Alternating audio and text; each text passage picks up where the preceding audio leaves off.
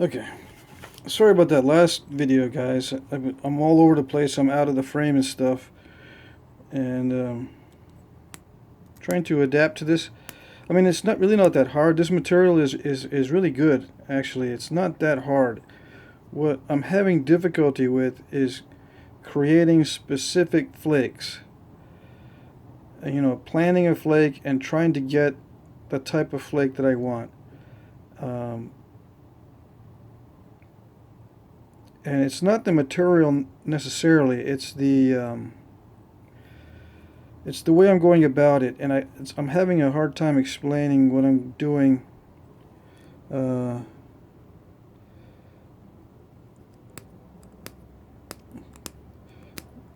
because like most new material, you have to get adjusted to the edge.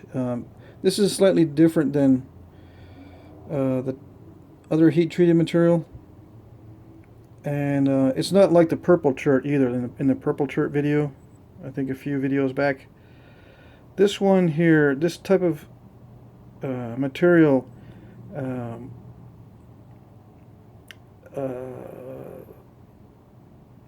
it it almost becomes powdery during the flake. You know, when you do some intense flake removal, I noticed like the terminations are slightly powdery, and some of these initiations are slightly powdery, which means there's a lot of shattering going on, and it robs a lot of energy.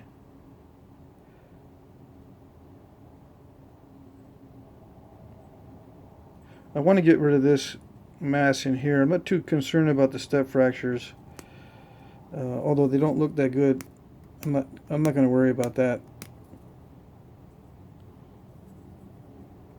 I do want to get rid of that bulge in there.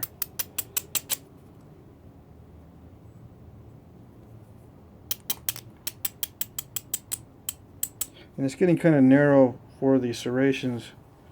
And overall the point's pretty small now compared to what I started with. And I'm also finding it difficult, you know, with a lot of surface area on this. I don't have the 1/8 inch flaker, the 1/8 inch diameter. And I could sharpen this one, I guess. You know, sharpen this a little bit more. Let me try that and see if that works.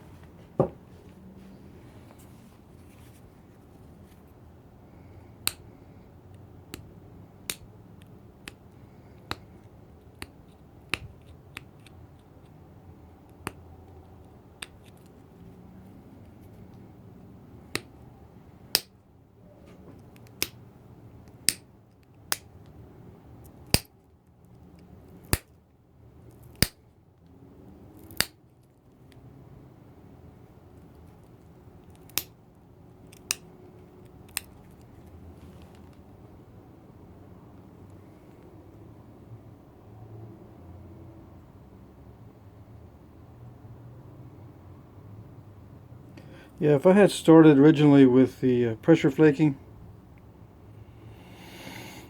and did careful passes, I could probably do a series of careful passes and get this nice ribbon flaking.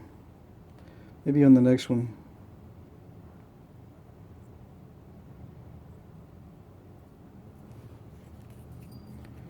Although the time it takes to do that flaking, it really does drive me nuts. Let's see.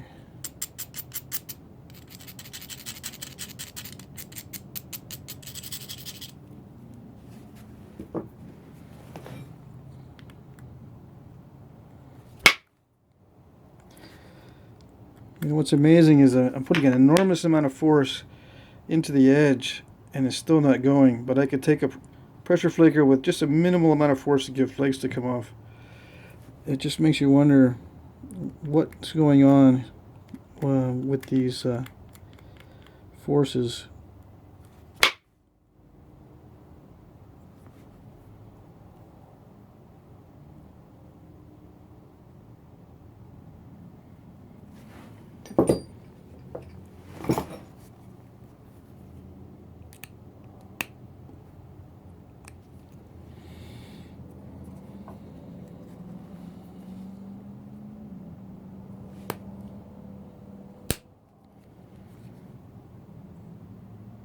See, that didn't take much force at all to remove,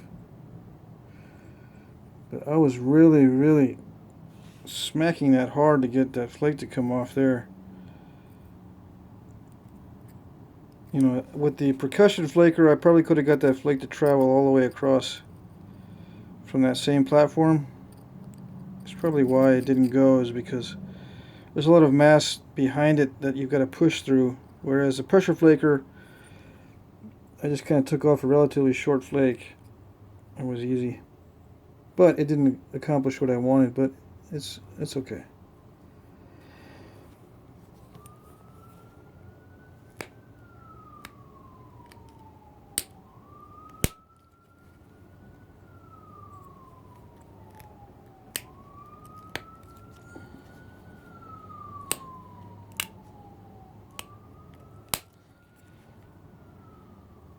Yeah, this material is well suited for pressure flaking.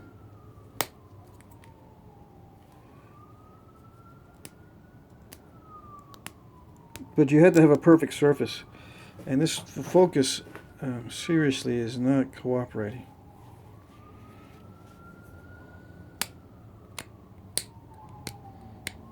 So I'm going to finish uploading this series, and on the next video I'm going to do a lot more concentrating on how the actual frame looks and if everything's in focus.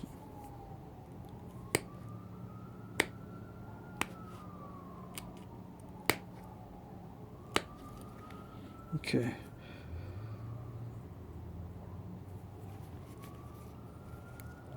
With my other camera, I used to do some of the flint knapping through the viewfinder. Believe it or not, I would, like right now I'm looking at the camera image, but it for some reason it messes up my depth perception, so I can't do it on this camera. So I've got to constantly check back and forth between the camera and the workpiece to see if it's in focus. Anyway, I would like it to be a lot thinner than this.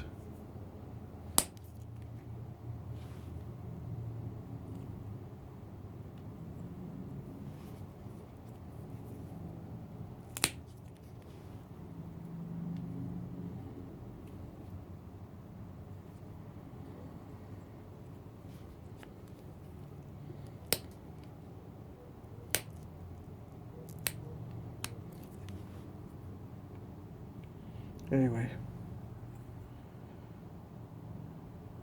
And I also need to take a look at some of these real ones to see what the flaking pattern on the blade looks like, on the face.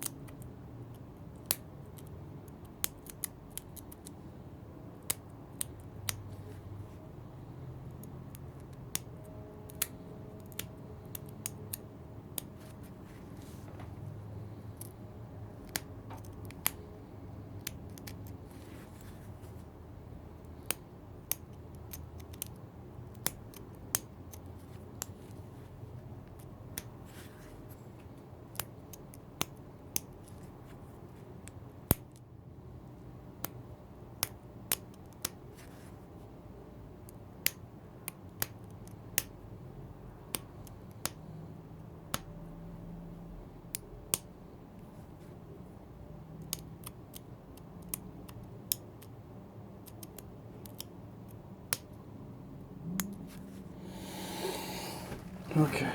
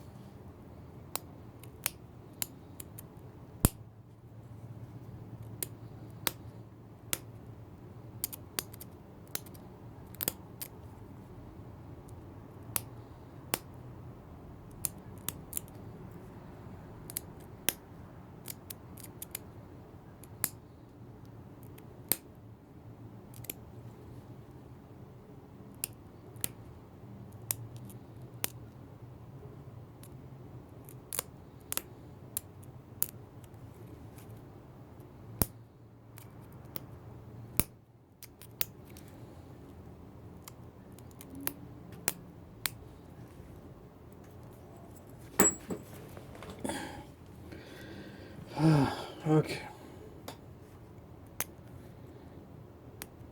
No day is complete without a broken tip.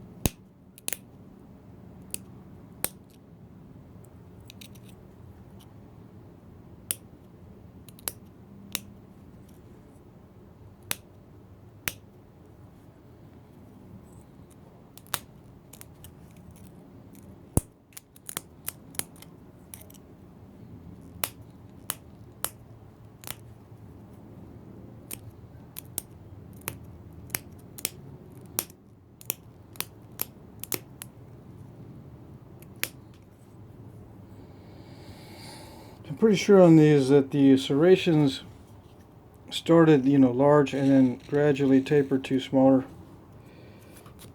And I think on some of the other ones, like Fort Ancient or other types of arrowheads, had more consistent serrations, but I'm not sure.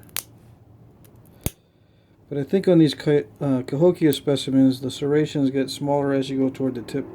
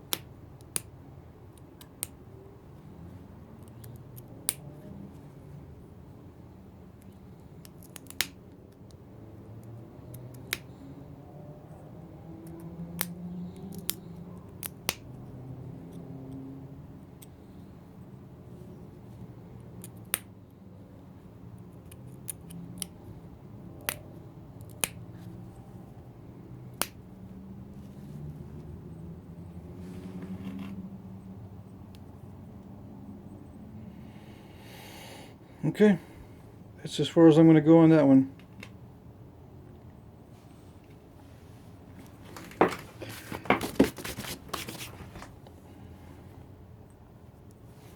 The final measurements, about 2 1/4, maybe 2 3/8 by 3/4.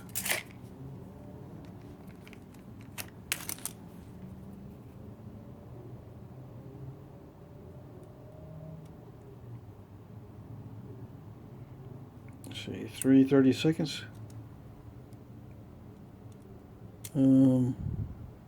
No, 3/16.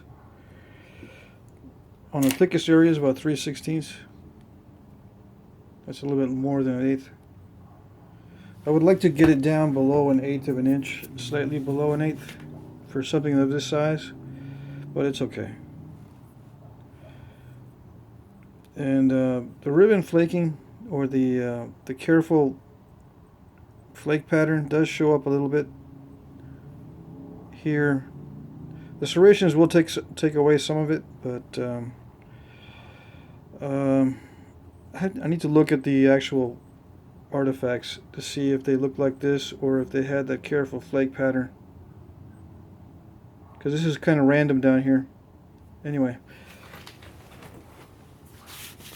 let's see. I just want to be able to see those serrations.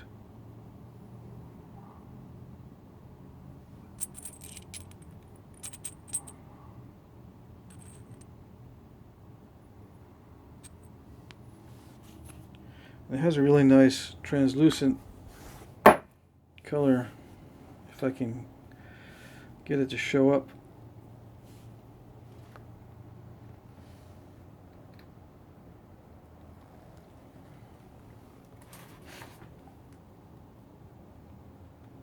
Yeah, I can't get it to figure out where to focus.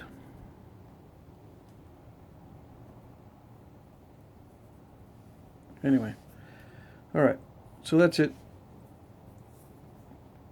I like the kaolin, but it's definitely something you got to get used to. And it could be just the way I heat treated it, but like I said, it has a little bit of a powdery crushing going on with some of it. Although it does carry long flakes, you can make long flakes. I was too afraid to use a lot of pressure for long flakes because I was afraid to overshoot it and not be able to come up with an arrowhead for the video. Okay, there you go.